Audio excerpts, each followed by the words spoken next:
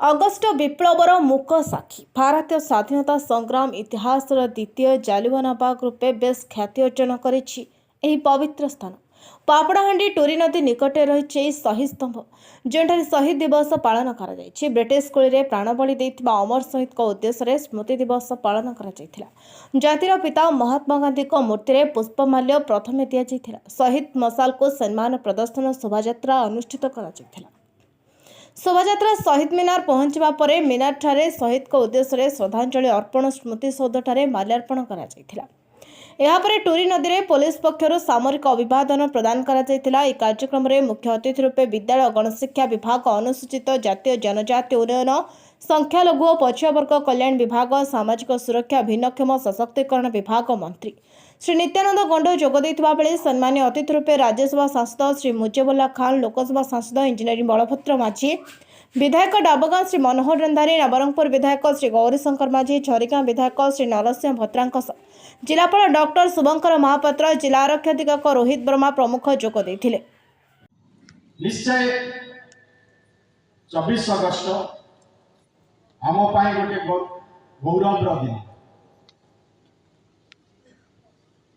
आमे जो माने शहीद होइछन्ती सी आमे तांको पाई आमे आज गर्वित मने करू।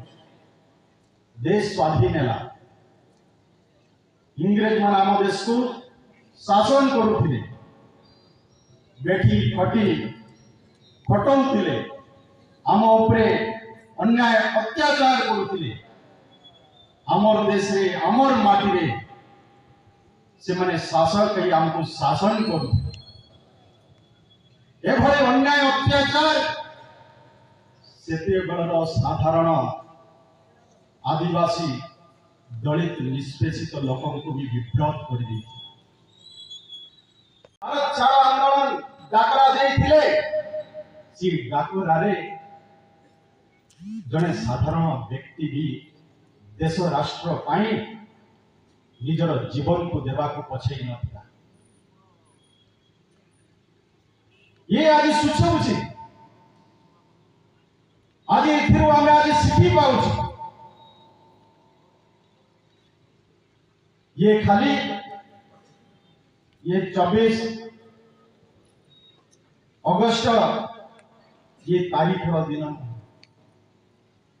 ये जो कहते ये बलिदान दिन, ये आत्मोत्सर्गर दिन। नवरंगपुर जिला प्रतिनिधि मीर शंकर पात्रों का रिपोर्ट, प्रयाग खबर।